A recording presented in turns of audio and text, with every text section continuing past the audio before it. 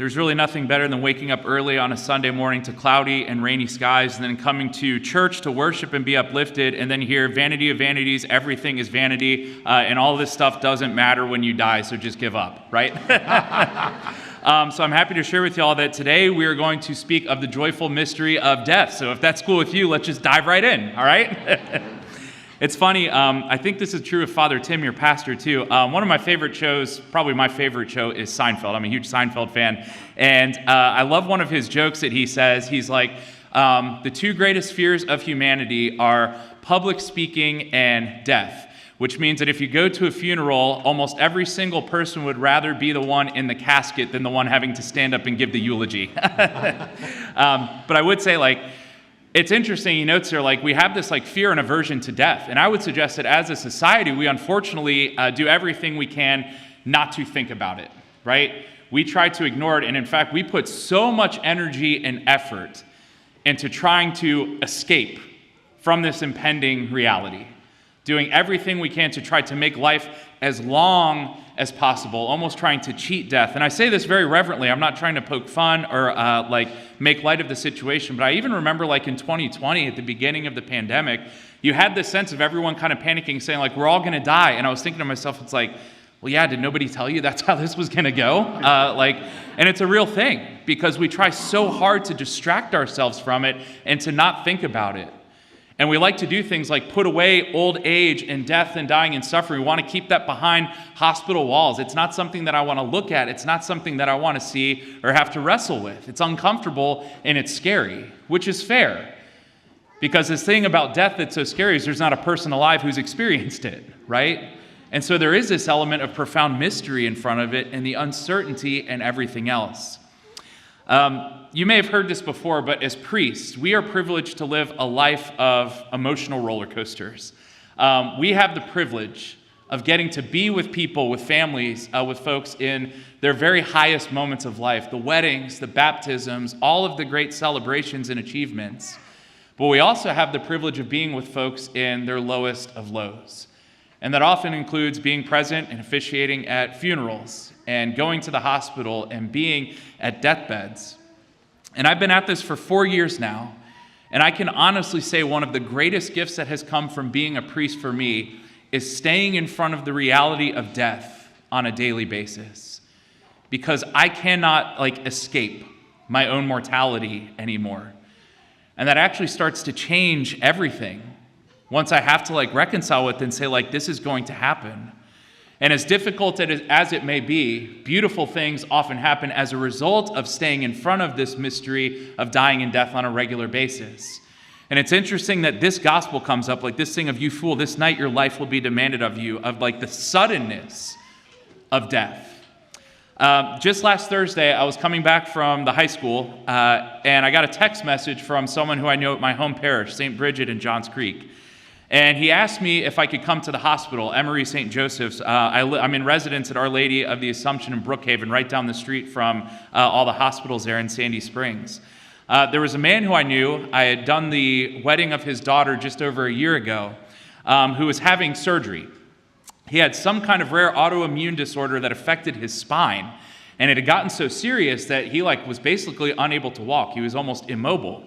So he'd been going through this series of surgeries, and the one that he was having last Thursday was very exciting because it was actually the surgery that was going to allow him to walk again. So it was a very hopeful and very beautiful day. They were very excited. He and his wife, I guess, they showed up to the hospital last Thursday morning. They had their bag packed so they could stay for a couple of nights as he recovered.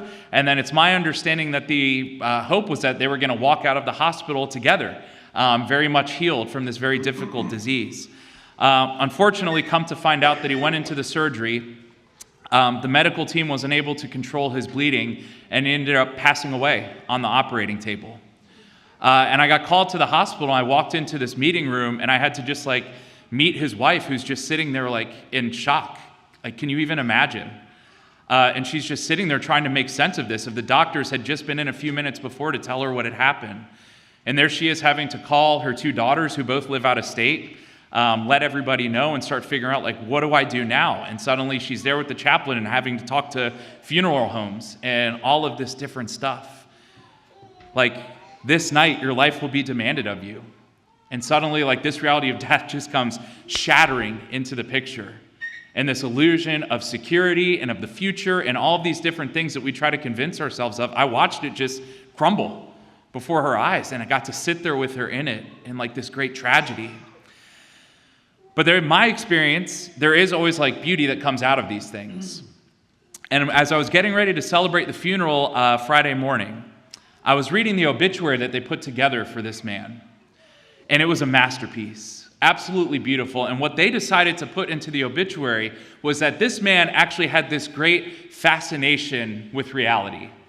Maybe you're one of these people, or you know somebody like this, who just kind of understand how everything works, right? Like very mechanically inclined. He loved fast cars and dirt bikes and mechanical stuff, knew how to take things apart, put things back together, and he was fascinated with it. And I guess one of his character traits is he was constantly inviting other people into these things. Come and look what I've learned. Hey, have you ever seen this? Did you know this?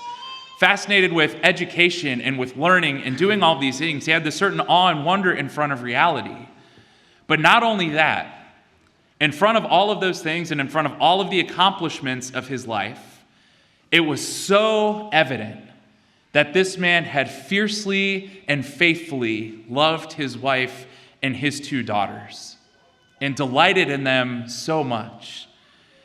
And later that day, after I celebrated the funeral, I went to the Office of Catholic Schools, had their in-service. So all the Catholic school teachers and administration for the whole Archdiocese were over at Blessed Trinity. And I actually had to preach the Mass that closed that day after I'd preached this funeral. And I actually proposed to them, I was like, hey, what if our job as Catholic educators, as people who are tasked with forming disciples of Jesus of Nazareth, of raising people of virtue and of faith, I actually suggested that this man, I was like, what if that's our goal? Like, what if that's what it is supposed to look like to actually live in this world as a disciple? And granted, like, this guy was not perfect. He was a normal, ordinary dude. I'm sure he had faults and failures and all kinds of other stuff. But what I saw in this man and in his life was this one who was fascinated, had this sense of awe and wonder, one who paid attention to reality, allowed it to move him deeply, and rather than getting caught up in just the preoccupations and the more shallow things of life, had the love of his family at the forefront, and came to find out too that he was faithful to Mass. He kept a holy hour in front of the Blessed Sacrament every week.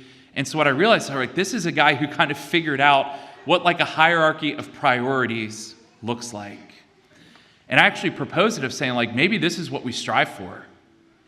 That we as believers, we as Christians, we become people who strive to be fascinated, awestruck, and in wonder in front of the marvel of creation, in front of the harmony and the ordering of the cosmos and the seasons, allowing that to move us to worship, to love God, to receive his love, and allow that to move me to love the people in my life. You go back to what Jesus said, like, what are the 2 greatest commandments? Not be successful, not do everything you can to be the best athlete, to get into the best college, to get the best job, to achieve everything. What did he say the 2 most important things in life are? Love the Lord your God with all your heart, with all your mind, with all your soul, and love your neighbor as yourself. Why? Because love endures forever. It doesn't pass away. It doesn't spoil. Even in front of death, I watch these women in their grief overwhelmed with love. That's what that outpouring of grief and sorrow is. It's like they love this man so much that they're moved to tears now that he's gone. It lasted longer than his life. Like, that love remains. That's eternal. All of the other stuff has already fallen away. And so I think in front of all of this then, and in front of Jesus here, like, bringing us back to this like scary and jarring reality that our time here is limited on this earth, that we are made for more than just now, that we are made actually for eternity and in paradise, I wonder if I can just suggest, like, there's a little exercise or a litmus test that all of us can do, like on a daily basis, that may unlock for us the key to what it means to live well as a human being and as a disciple in this world. And the litmus test is this: whatever it is that I'm thinking about, whatever it is that I am worried about, preoccupied with, whatever it is that I enjoy, whatever it is that I am investing in, my time, my attention, my money, doesn't matter, wherever I'm putting forth energy and attention and thought and everything else, if I want these things to be properly ordered, I ask myself the question, whatever this thing is, what's going to happen to it when I die? Is it going to come with me? Does this thing or these things or this preoccupation, this worry, this thought, does this have an aspect of eternity to it? And if it does, we keep that thing up here. And if it does not, we let that thing fall down into its proper place and we let it go. What is it that's going to be up here? Worship and knowledge of the God who made me and sustains me in being. What's going to be up here? My vocation, my marriage, my priesthood, the structure of committed covenant love that I have entered into, because these are the things that last. These are the things that have implications that are eternal with them. And everything else should be ordered below that.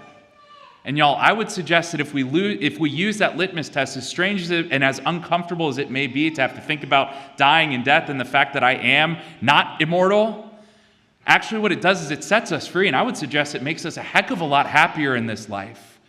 Because then rather than being preoccupied with all of these shallow things that don't ultimately matter, if my focus is on these top priorities, I'm going to be so much happier. And I'm going to be so much more satisfied. And I'm not going to keep clinging for the things that I think are going to make me happy, but time and time again just leave me feeling empty and more disappointed. For me, that's Atlanta sports, okay? I thought the 2021 World Series was going to be enough. I remember sitting there that night thinking, Robbie, enjoy this because it may not ever happen again. You got to see it once in your lifetime. Live it up now. But then as soon as we got to 2022, they had to do it again. And now look at us, right? The franchise is crumbling before our very eyes. It's a disaster. If I'm clinging to that for my happiness and satisfaction in this world, I'm going to be left disappointed. And that's a fun example of something that doesn't have huge implications, but then we think of our vices, our distractions, all the things that we use to escape. If I keep clinging and grasping for these things, I'm going to be led to this position of despair. And then this whole thing of death gets a heck of a lot more scary. But if I'm clinging to love, if I'm investing in a relationship with my Creator, my Redeemer, and the people who He has placed in my life to help me along the way to salvation and to eternal life, that's what's going to give me the peace and the consolation in front of all circumstances of life that I ultimately desire. What's going to happen to this thing when I die? If we keep that there in mind, listening to the words of St. Paul, think of what is above, not of what is on earth. For we have died and our lives are hidden with Christ in God, and when Christ our life appears, if we're willing to live these things with honesty and everything in its proper order, then we too will appear with Him in glory.